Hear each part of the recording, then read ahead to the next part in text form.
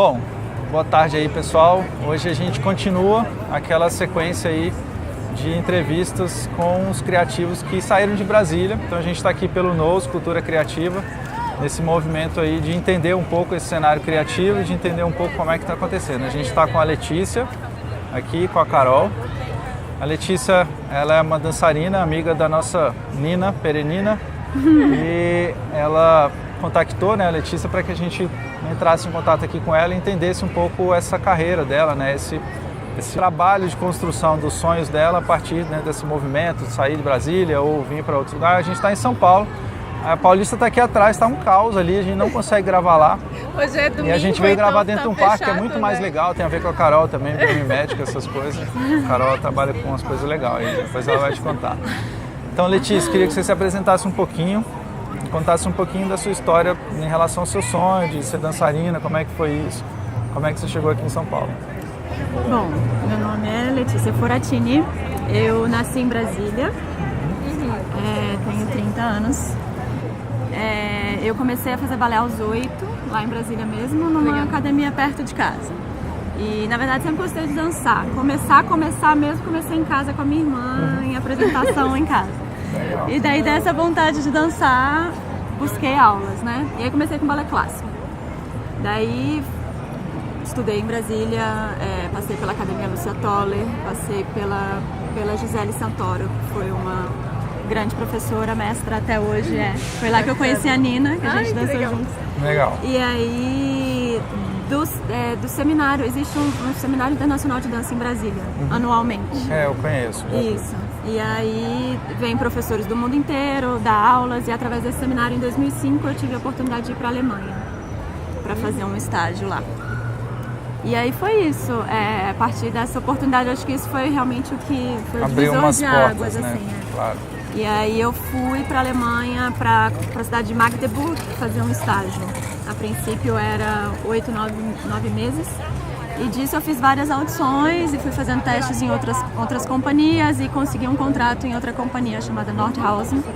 E aí fiquei mais 3 anos e meio, depois em Bremerhaven, em outra cidade da Alemanha. Ou seja, no total na Alemanha... Sua imersão já é mais funda, então você já foi para o exterior mesmo. Sim, tá. Foram 6 anos e meio na Alemanha, quase 7. Bacana. Enfim, aí também foi um processo bem natural o de voltar, assim. No último ano lá, eu não estava já me sentindo muito legal, assim, pessoalmente mesmo. Cultura, você acha? Olha, eu não sei exatamente o que foi até hoje, mas foi bem... Eu acho que foi um ciclo que se fechou, assim. O pessoal fala do ciclo de 7 anos, não sei. Foram 6 anos e meio, mas assim, foi realmente uma coisa de dentro pra fora, assim, do meu estômago, eu falo, porque realmente... E foi uma coisa que me deu a certeza de estar tomando a decisão certa, porque eu de repente, acho que nada é de repente, né? Tudo é um processo, mas de repente eu não estava mais tão feliz com as coisas que eu tinha, meu trabalho, estava tudo ótimo. Mas aí eu resolvi pedir demissão e voltar para o Brasil, e aí comecei a me sentir melhor e vi que era por aí mesmo o caminho.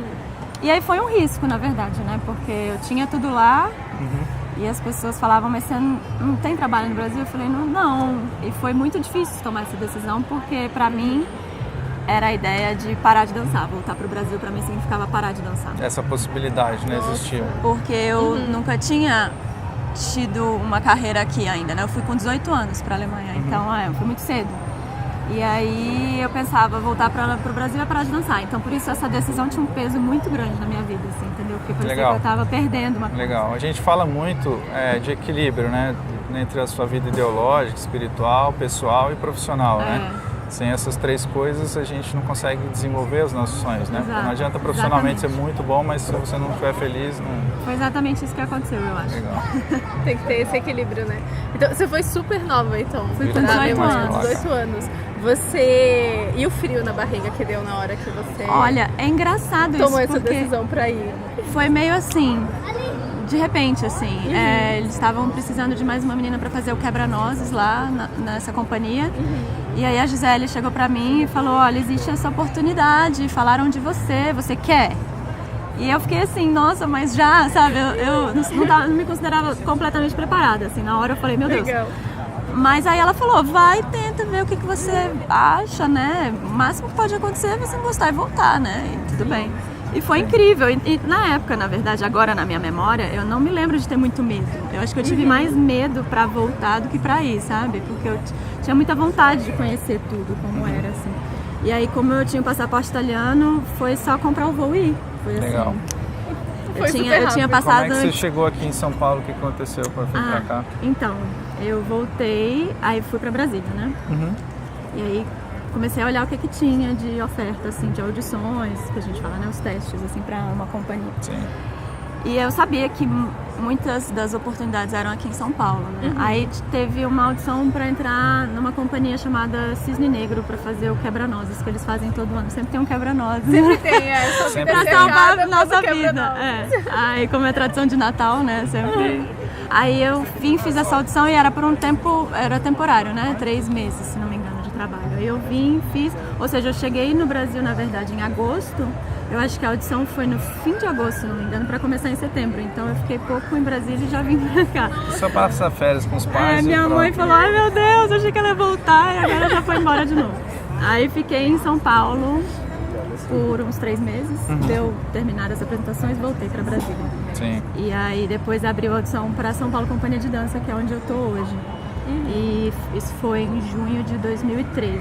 Aí eu fiz a audição e passei. 5 anos quase já, né? Isso, desde então estou aqui. Legal. Esse ano vai ser bem especial, porque tem vários espetáculos comemorativos. A gente tem que vir pra cá algumas vezes. Isso. E vocês podiam ir pra Brasília também, falar com a gente leva vocês pra lá. Ao poder. Aí então a companhia foi criada em 2008, na época eu estava na Alemanha. E eu acompanhei de perto, assim, de longe, né? De perto pelas redes sociais, mas de longe da Alemanha. E era um projeto bem grande, assim. É a companhia do governo do estado de São Paulo, foi criada pelo governo. Legal. E a companhia dança um repertório como as companhias na Europa, assim, entendeu? Misturado também com coreógrafos brasileiros, abre espaço para coreógrafos brasileiros, mas o repertório, assim, é muito, muito legal e, assim, dá uma dignidade para os bailarinos, assim, né? Para você viver em São Paulo também não é fácil, então... Claro. Desde que eu vi, ela é ligada assim, ao Estado? Sim, ao governo do Estado de São Paulo. Você é quase uma funcionária pública? É OS, né? Organização Social. Legal. É dirigida pela Inês Bogeia e ela, enfim, era isso que você estava perguntando do funcionário público. Funcionário público, na verdade, a gente é contratado por uma associação que é essa OS, né? Que intermedia entre o Estado e os funcionários, legal, né? Muito legal. E na verdade a gente Parecido com a orquestra lá em Brasília, deve ser, né? Eu não sei como essa orquestra, os músicos são concursados. Eu acho que sim. A gente é regido pela CLT, temos carteira assinada. E tem todas as regras da CLT que são aplicadas em algumas coisas que variam um pouco, vão por acordo coletivo com o sindicato. Então, assim, em termos de dança no nosso país, é uma estrutura bem legal, assim, de trabalhar, entendeu? Então, de alguma forma, você está vivendo aí um pouco desse sonho, né, criativa da dança. Como que é, assim, a sua rotina?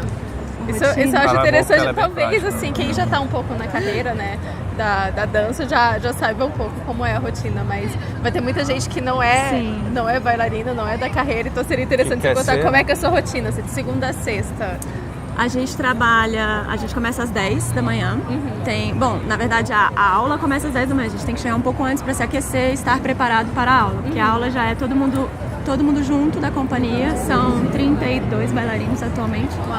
E aí nós temos aula de balé clássico, normalmente, às vezes aula de contemporâneo também. E, enfim, a aula de balé clássico são sequências, né, que vão do plié, do mais básico até os grandes saltos, e é um aquecimento para o dia. Então depois vai normalmente 1h30, 1h15, e aí a gente tem 15 minutos de pausa e começam os ensaios do dia, que dependem da demanda nossa atual de apresentação, e aí às vezes é um ensaio com todos, às vezes alguém tem um ensaio, depois não tem outro, enfim, é meio assim. Legal. E a gente tem 1 hora de pausa e vai até às 6 da tarde. A gente trabalha às 10 Treino. Sim, bastante. De segunda a sexta e sábado até as 2 da tarde.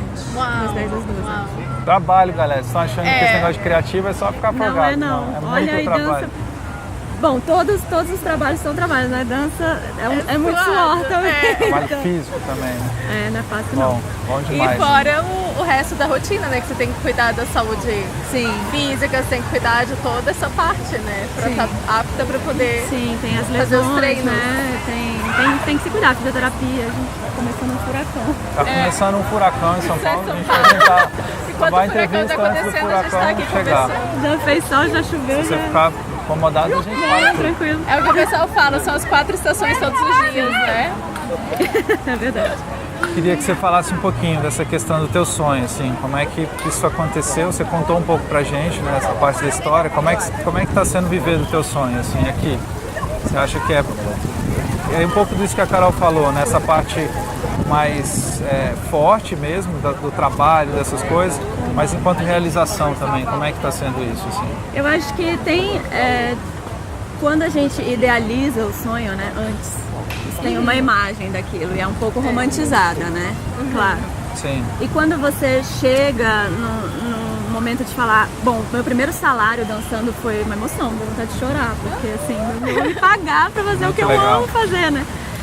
É muito emocionante, realmente. É óbvio que quando a sua paixão vira o seu trabalho, também tem momentos que você fica, né? Tô cansada, hoje tá doendo e tal, mas assim, tem momentos, sei lá, são pequenas coisas, assim, mas às vezes você tá cansada, aí você chega e aí rola um momento muito especial, ou uma apresentação, a energia, troca de energia com o público, coisas que você não consegue explicar, né, com palavras, assim, é só sentir. Trabalha mais no sentimento, na experiência em outro nível, não é mais físico, né? E faz parte, né? Eu acho ter esses altos e baixos, isso é natural de qualquer profissão, acho que de qualquer ser humano, na verdade, né? E a persistência, eu acho que, eu não sei, tem uma coisa da dança que é meio amor e ódio, assim, né? A gente se cobra muito, então você quer fazer o melhor e você trabalha pra isso. E às vezes você olha e você pensa, nossa, não tá bom, e, né?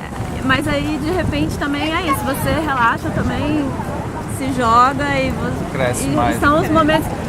É legal ver o desempenho também, que o desempenho é a longo prazo, então às vezes a gente fica ansioso. Isso é outro ponto super legal, né? Que é uma coisa a médio e longo prazo, claro. Total. Então entrar lá não foi o ponto final, foi o início, né? Desse jeito. Vamos ver nas cenas do próximo capítulo. Pois por isso que eu queria falar disso. O que você acha lá em Brasília? Como seria assim, um ponto bacana para o pessoal que está lá?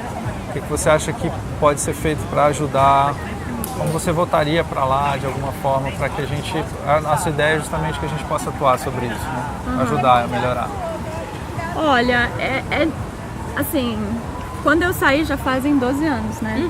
12 anos, então também muita coisa pode ter mudado. Claro. Eu acho que mudou. Que eu vou sempre de férias, então é difícil ter uma ideia também de como tá. É igual chegar em São Paulo e achar que é mil maravilhas, né? Sim. Eu acho que é um processo também meio que natural, né? A gente agora tem gerações de Brasília, de brasilienses que são adultos e que querem que as coisas aconteçam lá, vocês.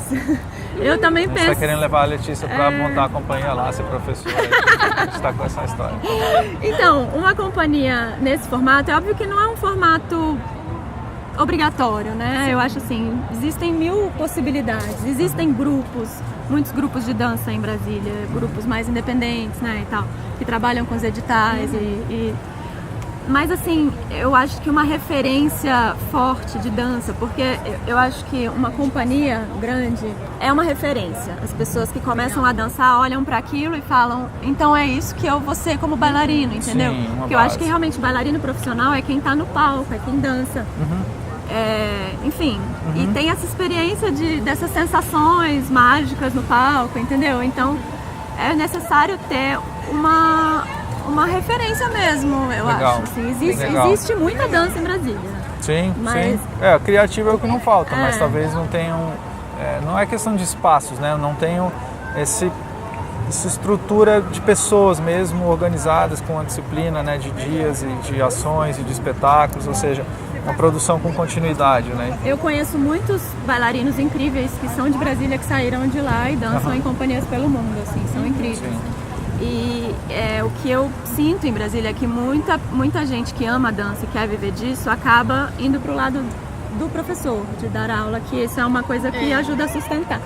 que é super digno e super valioso, eu acho. A gente precisa de bons professores. Sim. Mas talvez essa referência do bailarino mesmo, que vive da dança como instrumento. Agora o meu corpo é um instrumento para essa arte no palco, né? Que não deixa de ser um processo de educação também, também né? Também. A gente olha muito isso. o processo de educação como sala de aula, né? E ter referências, ter mentores, ter pessoas também é um processo de educação, né? Inclusive na companhia aqui, a gente existe uma parte do educativo. E tem todas as cidades pelo interior de São Paulo, ou todos os espetáculos que a gente faz, normalmente existe um espetáculo para estudantes, e aí normalmente da rede pública e tal.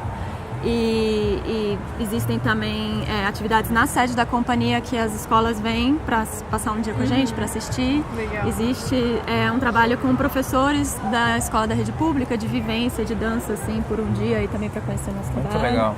E também com as escolas de balé, né? Para virem também, para trocarem experiência com a gente, assim, para perguntarem sobre a rotina, exatamente isso. A gente fala muito disso, assim, dessa possibilidade de sempre que há uma ação de produção de arte, de linguagem, existe o processo educacional vinculado, né? E, obviamente, o processo também da iniciativa privada vinculado, para gerar recursos, as coisas não serem muito separadas, né? É uma das coisas que a gente pensa bastante, né? Assim, inclusive, a integração do estúdio é muito isso, né?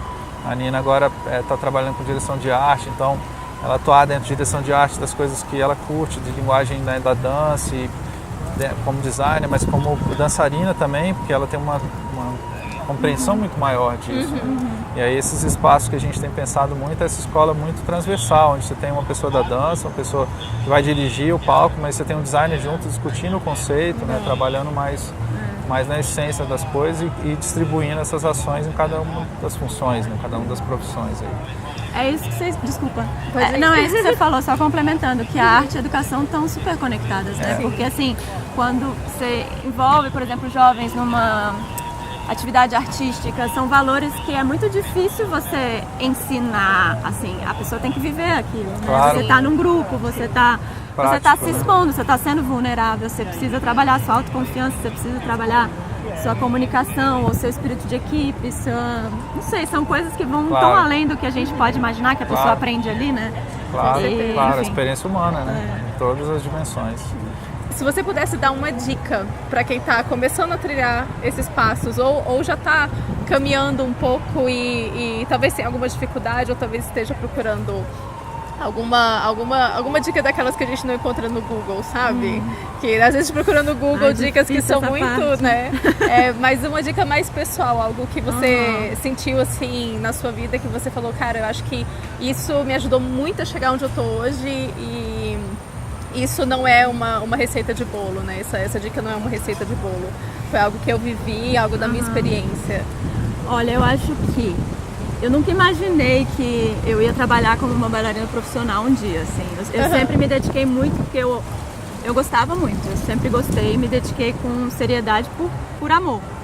Então isso eu acho que é uma coisa, assim, né? Você se dedicar, porque as coisas também não vêm de graça.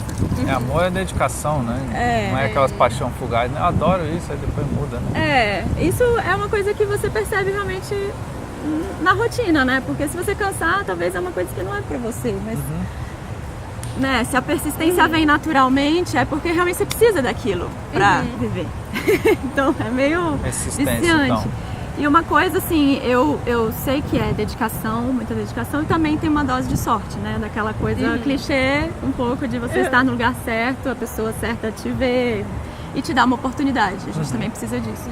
Mas uma coisa assim também que eu senti, isso que eu estava falando pessoalmente, é assim, daquilo que eu falei de tomar decisão do estômago, porque é difícil às vezes, eu acho. Muitas pessoas julgam, né? Você é louco, você vai fazer isso, você vai arriscar isso, você vai viver disso, mas isso não dá futuro. E assim, só você sabe a sua vida. Ninguém pode te dizer como você quer viver, né? E você pode até seguir os conselhos de alguém, mas se isso não for te fazer feliz, qual o sentido, né? Então, assim, na hora é meio difícil, acho, da gente tomar as decisões. Família, né? Às vezes aperta a gente também. Na hora é meio difícil tomar as decisões, mas assim, pensando agora o que aconteceu comigo, por exemplo, essa coisa de voltar da Alemanha para o Brasil, todo mundo falava, mas você não tem trabalho lá. Eu falava, mas eu preciso estar lá para procurar trabalho, então aqui eu não vou conseguir mesmo. E todo mundo falava assim de um jeito como tipo, mas você tá doida? E eu tava super tranquila, sabe? Eu falei, mas eu tô feliz assim. E eu acho que se eu tô bem, aí tudo vai ficar bem, porque enfim, foi uma coisa assim que eu pensei, se eu for voltar pra lá, eu vou ter que parar de dançar. E aí teve um dia que deu um clique e eu falei, mas a dança na verdade tá em mim, não tá em um lugar específico. Legal. Onde eu tiver, se eu tiver bem, eu vou criar, nem que não tenha, entendeu? Legal. Eu vou, sei lá, dar aula numa escola, abrir, sei lá, fazer alguma coisa e eu vou estar bem. Então é isso, eu acho. Se eu puder dar um conselho, não sei se eu sou capaz, mas se eu puder dar um conselho é esse. Muito legal. Galera, mais uma bacana aí pra gente, muito legal a fala da Letícia, eu acho que inspira bastante a gente para refletir sobre as carreiras criativas e também para entender esses contextos, né, que não é a questão de local, então pelas dificuldades que a gente tem em Brasília, depende muito mais dessa nossa transformação interna do que de algo de local, né? E agradecer a Letícia pela disponibilidade. Obrigada, ela gente. sai de casa, por estar aqui no Furacão com a gente nesse parque. Começando a chover. Sampa. Maravilha. Um abraço. Tchau. Caraca, agora Caraca, que timing. Na hora.